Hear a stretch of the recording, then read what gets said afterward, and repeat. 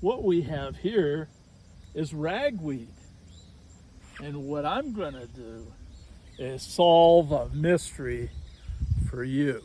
A lot of people have fall allergies, and they think that this guy right here on my right hand side, which is goldenrod, creates all their problems. But in reality, it's this guy, the ragweed. And the reason we know this is that goldenrod is pollinated by insects and cannot get into your respiratory system. This plant is ragweed, and ragweed is pollinated by the wind. So do not blame goldenrod for your allergies.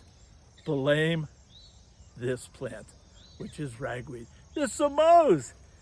Have a great fall. Sign up for my subscription.